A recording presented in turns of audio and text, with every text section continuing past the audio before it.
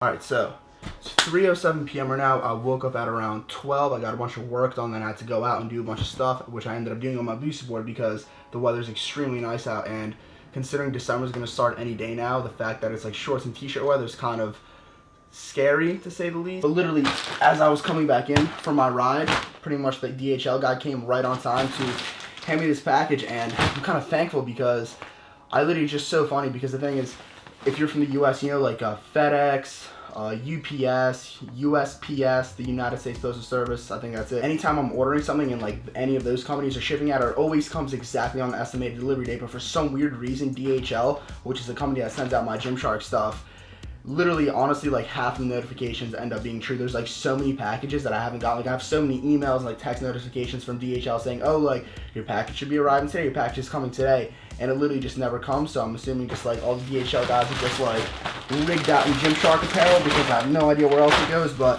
yeah, first package that I've gotten in a while, and I figured why not show it to you guys since it literally just came in right now.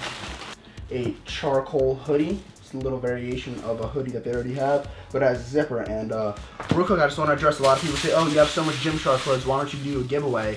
And for me, I pretty much open all the clothes that I get and I like hang them up, and I would just feel weird doing a giveaway shipping people like used clothes that I already wore. So pretty much all the extra clothes I have now I just give away to like a bunch of my friends. So if there's a friend that I haven't seen in a while and they like come over like my house for a little bit to hang out, they'll literally leave with like 60 items. But in the upcoming future, I do want to do a giveaway that I'm going to work with Gymshark on, so the winner will get all the clothes brand new, sealed, and in their exact sizes. Because like for example, someone could be a large in like pants, a medium and shirt, like it can mix match.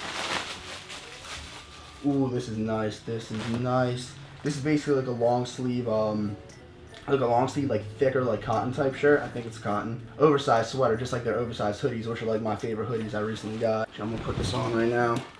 It's way too hot today to be wearing this, but when it gets to December, it gets a little colder.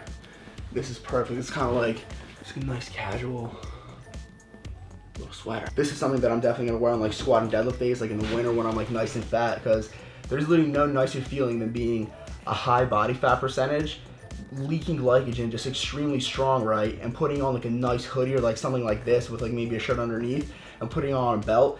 Because the thing is, if you're using a belt, which you should be using a proper belt, like an insert belt, basically like a thick leather belt instead of like a flimsy bodybuilder belt, those real belts with that real leather, that could like really dig in your sides and hurt a lot. But when you're fat and you have like a nice like hoodie on, like it's just the most comfortable, luxurious feeling when you're squatting. Holy shit. Ooh, what's this? This shit looks cool. Ooh.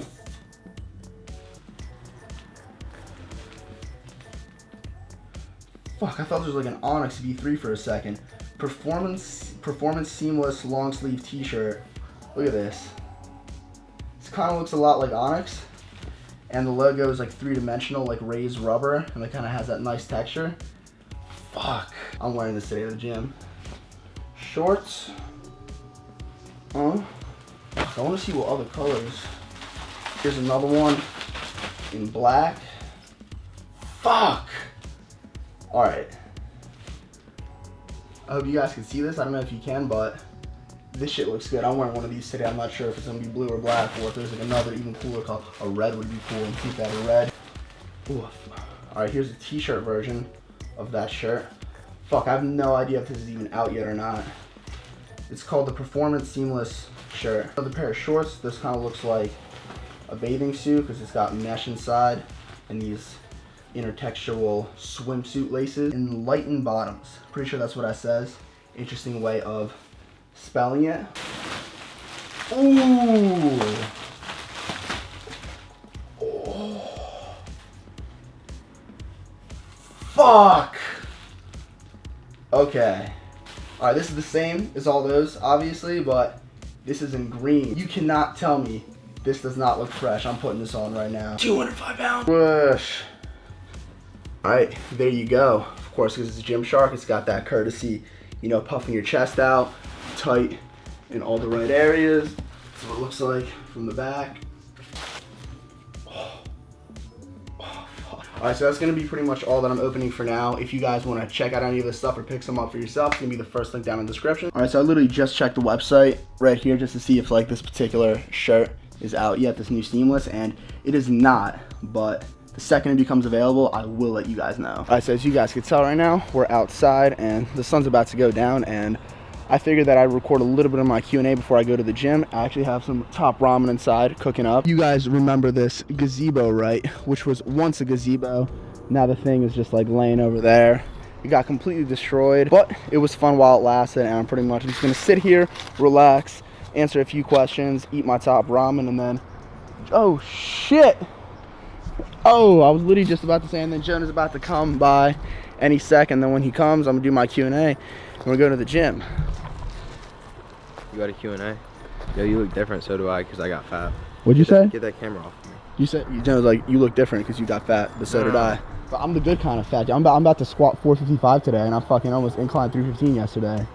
Oh my god. I'm strong as fuck. I don't know if you guys know, if you guys follow me on Instagram, you saw my story yesterday. I almost hit 315 on incline, which is like a bizarre PR. Remember, just like earlier in the day, just like waking up shit. Okay, so Steve, I hit 225 for 10 out of nowhere, and I've been bulking good since then. I just have this weird intuition that I could hit 315, so I came to the gym. I failed it, but here's my justification for it.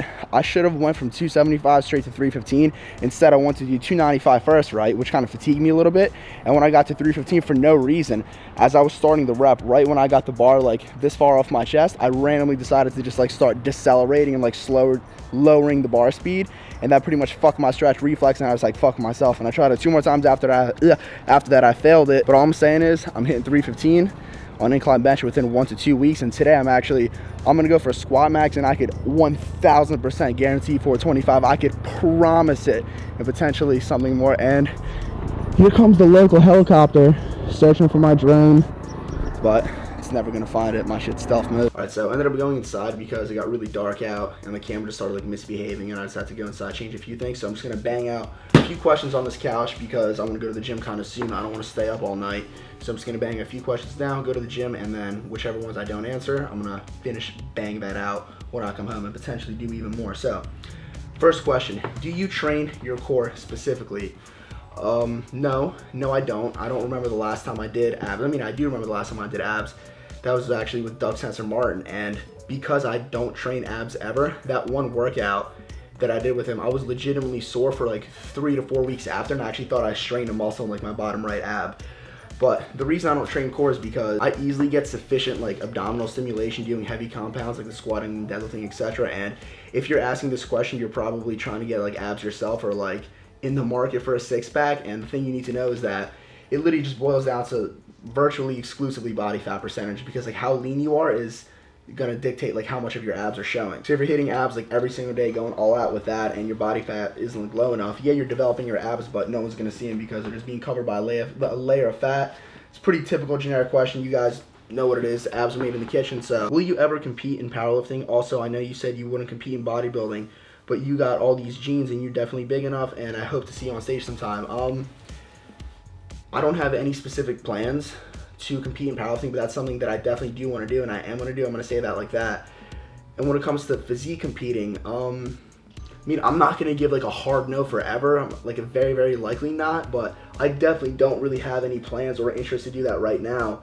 And just a lot of people, they're just become obsessed with it. And if I were to do that, I would have to get like very, very, very lean and just kind of make a lot of sacrifices, all like for what? Just to, you know, like go on stage and have a judge give a very subjective, potentially corrupt opinion on like who's like prettier on stage. So for me, it's just not something that I'm particularly that interested in, but maybe I'll do it in the future as like a thing for fun, but probably not. Which muscles grew fastest for you, and which are the slowest or the hardest? For me, it was definitely my quads, and I have to thank my mom for that, because like her legs would just blow up so fast. Like when she was younger, when she was a teenager, when she would do track, her legs would just get so big, like she would just be insecure about going to the beach, and like she would like try to sit around and not move as much as she possibly could at home just to get her quads to, like atrophy down to like a feminine size so she would not feel normal. So yeah, because of her, I have my quad genetics. My legs grow super fast. I literally just squat for my legs like 1 time a week, and that's enough for me to grow and get the legs I want. Delts is another thing that I noticed grows pretty easily for me. I don't really have to do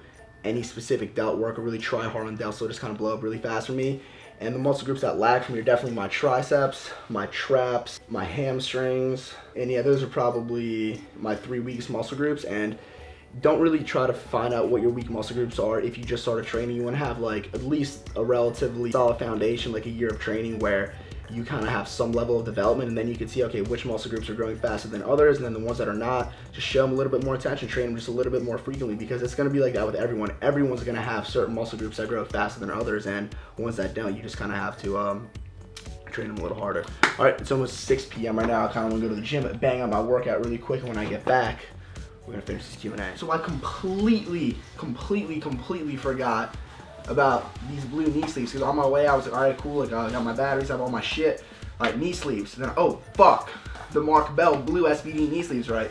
So for you guys that don't know, I usually use SBD knee sleeves. Those are the ones that Jenna's putting on now. He's using mine, and those are just a regular, like typical average knee sleeve, right? And then there's these, and pretty much the main difference is that these like actually add. They basically add weight, like long story short, like a noticeable amount. Like you will be strong with these, and I never really squat with these because, what's up Jesse, what's up Chris? But yeah, no Chris, I was just telling the camera over here how I like to be humble, and I like to squat on my SBDs, but when I'm maxing and trying to lift something fucking heavy, like I am today, I put these blue ones on. Have you ever squatted in these blue ones? No, I have not. Dude, they fucking help.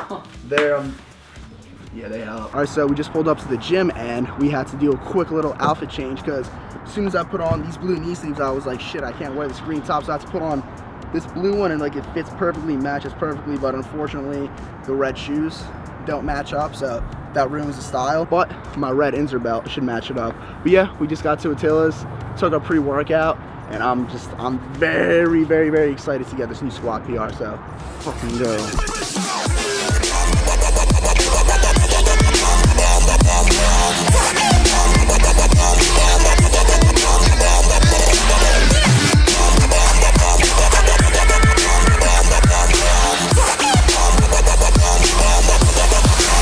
On that beat. Oh. Baby, I'm wasted. All I wanna do is drive home to you, baby. I'm faded. All I wanna do is take you downtown, baby. I'm wasted. All I wanna do is drive home to you, baby. I'm faded. All I wanna do is take you downtown.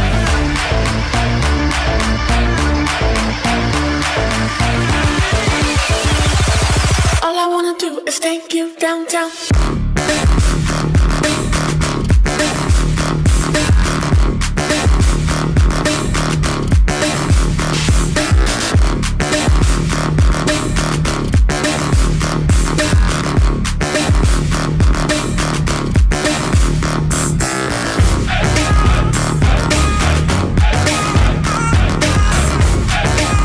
Holy shit.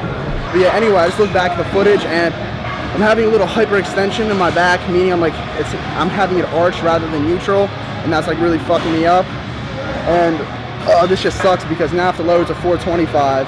If I get it, I'm gonna just barely get it, and it's gonna fucking be depressing. Or I fail it, which is even more depressing, so I literally leave here with fucking no squat PRs at all. But yeah, I'm gonna do 425, hopefully get that, and try to not have my back arched. But yeah, let's go. All right, so Jenna said the reason he hit that PR had nothing to do with him, his contractile strength, none of that. It's exclusively the song he was listening to on his headphones right there, so. Fucking, ooh, that was lucky. All right, let's go.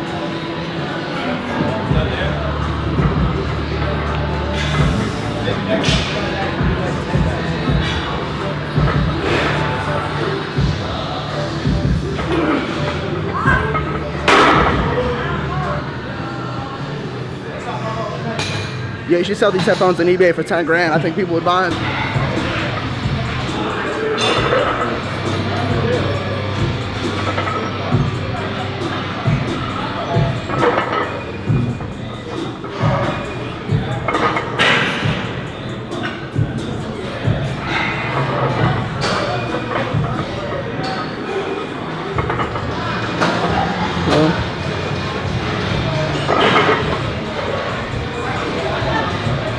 Come on. 8. Come on, 2 more. 2 more. Come on. Come on. This is a fucking huge PR for him. Up, up, up, up. Come on. 1 more. 1 more.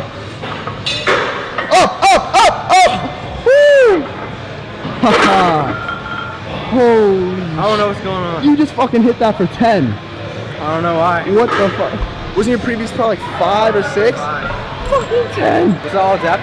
What? Was it all yeah, depth? yeah, they were all depth. Basically on the 435, the unrack kind of fucked me up. I kind of had to get 2 breaths and I was holding the bar for way too long, wasting too much energy. And the weight was like shifting in front of me a lot because that's a weight that I'm not used to having on my back. So when I unracked 425, I made a conscious effort to start the rep faster and also literally just have the bar just a tad bit lower on my back and have my center of gravity shifted a little bit more backward. But yeah, right now I'm gonna try to rep out 365. And I think I'm gonna go all out and see how many I can get. I think the most I've ever gone with this was like 5, so. He's so psycho. One day I woke up on the street. Sun was so hot, weather was sweet. I tried to sell my shit. He's so psycho. I milk this life so as I can, but I ain't got no fucking chance to leave another way.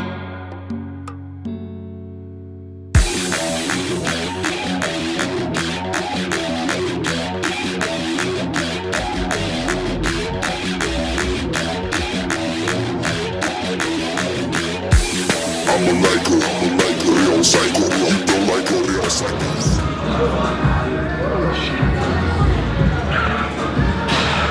That's the definition of slow twitch muscle fibers. 365 for 10 and fucking 425 for barely 1. Holy shit.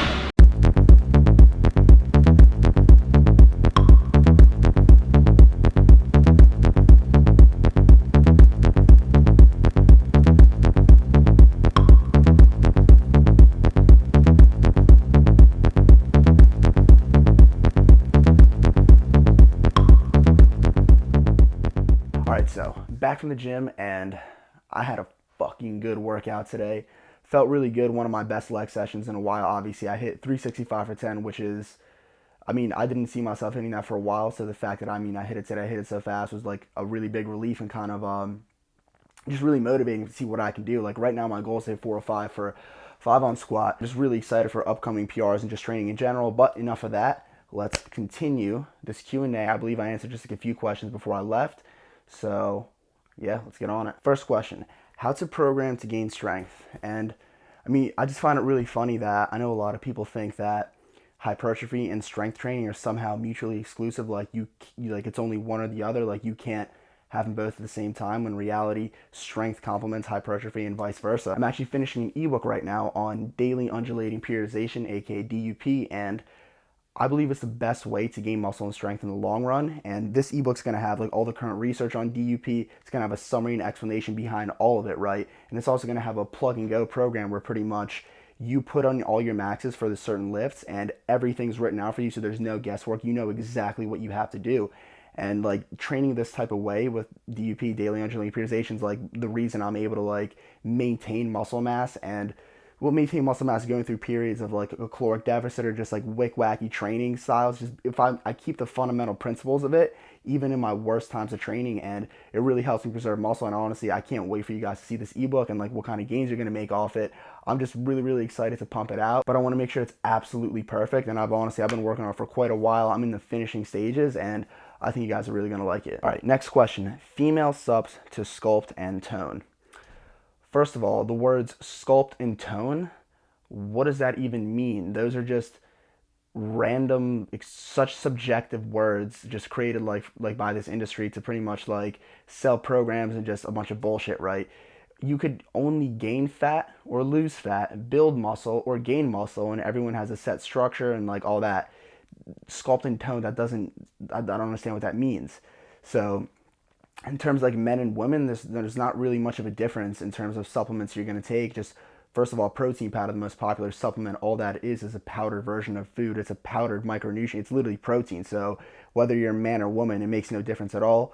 Creatine's obviously the same thing. When it comes to multivitamins, though, I know there's men multivitamin and women multivitamins sometimes, so just make sure you're getting the right one. But other than that, I can't really think of any supplements that are just would be different for women than for men, because we all we're just all human, you know what I mean? Do you take time off pre-workout when your tolerance gets high? Yes, I do. And I know a lot of people make the mistake of they'll be taking pre-workout. They feel great. Okay, everything's going amazing. Time will go by. That same dose, X quantity, is not making them feel the same, so they increase it, do more and more and more and more, and basically the logic is, okay, this doesn't work, I just take more. And that's going to lead to a lot of problems. You just don't want to do that. So what I personally do is I'll have a cap. I'll have the most that I'll absolutely take. And if I ever get to that cap, get to that limit, and I'm not getting the effects that I want, that's when I'll be like, okay, time to take some time off. Take time off, reset my tolerance, and yeah, that's pretty much my take on it. And I do really like pre-workouts, and I do recommend them. And what I think is the best thing to do is to not really megadose, is just take the bare minimum, maybe just like a cup of coffee, or just a little bit of caffeine, or a small scoop of a pre-workout, because what that'll do is make your training sessions consistent, because it's extremely difficult, almost impossible, to feel good every single time you come in the gym, because your body could be tired, your head could just not be there. Just that little stimulant kick will just put your body in like a mini fight or flight mode, and just it will make training more consistent, therefore your training sessions more consistent, therefore your progress better. How/when did you learn about photography and videography skills? When I was younger, maybe in like middle school, like 5th to 8th grade, I remember that I was kind of into editing a little bit. I kind of got a little camera for Christmas, just like one of those old ones that you hold like this, and just me and my friends, we just goof around, just make just cool videos. I remember like my mom hooked me up with a big green piece of fabric that I used as a green screen, and we just made just random cool little videos, and that's where I learned like the fundamentals of editing, learned the basic software like Adobe After Effects, Sony Vegas, etc. Where I just learned like the cutting and just the chroma key, just like keyframing and all that, just all the basics. I learned that then, but I really wanted to, like, I remember like fantasizing about like DSLRs and like the Canon 5D Mark III and all that, and obviously I could never get it. So I'm just extremely thankful that now I could actually afford all this like fancy expensive equipment, and I could make all these things that I want to make. And when it comes to like learning skills, I mean, I never really learned like any like particular styles or had any like teachers or watch anything like that. I mean, I just learned how to edit, and once I understood like the basic principles, okay, cutting clips, moving clips, like layers and all that, then you let your creativity and your imagination and a vision for what you want to make. You'll learn the language, and then with that language you could like execute art. How did you get over your hip flexor injury? It wasn't a hip flexor injury, it was my hip adductor tendon, which is literally the tendon right here. And the thing is, since it was a tendon problem, not a muscular problem, I was kind of screwed, because I can't really do active recovery. I can't really stretch it, because stretching it's only going to make it worse, and was part of the reason that it got to the state that it was. So what I had to do was I just had to suck it up and just like take off training. When I say take, I mean I had to take off doing anything that could remotely agitate it, aka pretty much all squatting, deadlifting, and lower body stuff. So I remember, honestly, I think it was 3 or 4, maybe even up to 6 months that I wasn't really squatting and deadlifting. I was like letting that heal, and I was just terrified that it was never going to go back to its normal state, because I remember every day I was like fiddle with it, and I could just feel it through everyday life, just walking around, twisting, turning, standing. Like there was that agitation there, and I just got used to it. I became accustomed to it. It was normality for me, and I was kind of in a little depression thinking it was going to stay forever. But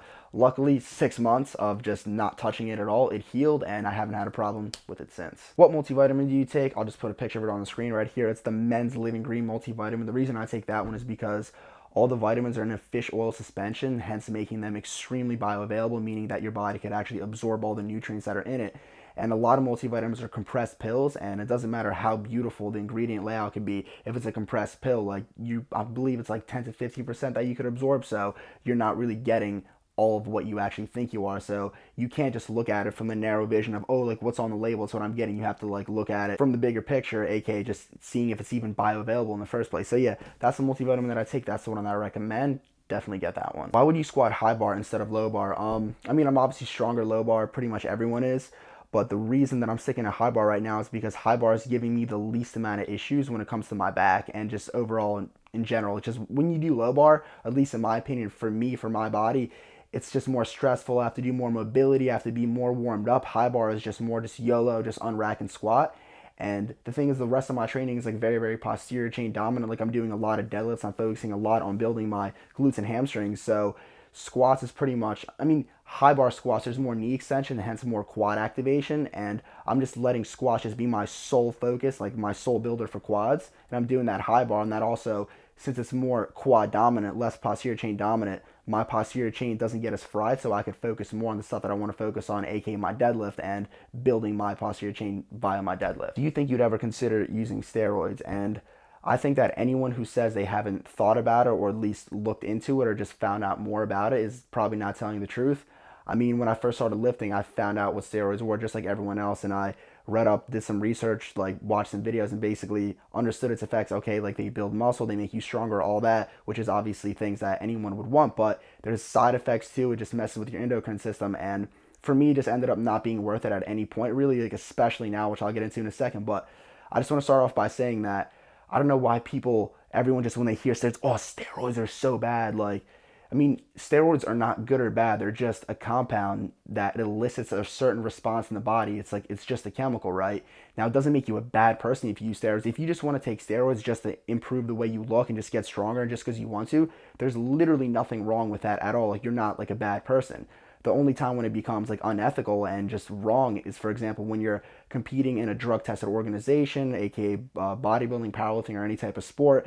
Then it's wrong, but it's especially wrong when you're using steroids to accomplish a physique and then you're claiming to be natural and then you're using that image to market and sell things like online to people. Then it's really, really unethical. My biggest insecurity when I first started lifting was pretty much just being skinny, frail, and just being like really small, right? So I had the mentality of just like pack on as much size as I possibly can and just like all out mentality. And now that I have half a decade of lifting under me, I'm no longer insecure about like my size or my musculature, and what I'm trying to do is pretty much just create and craft like the most desirable physique for the most amount, like the majority of people who are getting into fitness in the first place. I'm not trying to appeal to this hardcore bodybuilding crowd, and taking steroids is pretty much, it's going to put me in the niche of that like steroid crowd of just like having that hyper fullness, like the big traps, and like what's considered a hardcore impressive physique. Yeah, it is considered hardcore impressing, but for that niche of people, and I'm trying to appeal to the most amount of people possible, and just the overwhelming majority of the world does not like the steroid look. How do you stay so lean? Well, a lot of it's because I just have good genetics for staying lean. Like, I have a very fast metabolism. I also don't really have that much of an appetite, and I have to really, really struggle to get my calories in. So it makes it very easy to not get my calories in if I'm being lazy, and then I get super lean. And also another thing I want to say is just the way I'm built with my genetics, I could have a lot more body fat and look like I'm a lower body fat percentage. So for example, like let's throw random numbers around. I could be like 15% body fat, but I'll look like the average person who's at 10% body fat. So just because of my frame and just my insertions and everything, I'm able to hold more fat and still look lean. But another thing people get wrong is they think I'm like lean year round. They think I'm shredded year round, which is like just not the case at all. Just because like you see a bunch of shredded pictures on Instagram, that doesn't mean that's what I look like all the time. When I'm doing traveling, my diet usually falls apart and I'll naturally just get leaner then. Or if I'm like getting lean recently for like photo shoots and stuff like that, that's me intentionally trying to get lean. When that's happening, yeah, my physique looks really cool and stuff, but if I were to sustain that for a long period of time, I'm gonna completely plateau and not build any muscle. The periods of time where I put on all my muscle virtually was when I actually put on a decent amount of fluff. I remember like sophomore year, that's when I really started exploding. That's when I started doing heavy compound lifts and all that.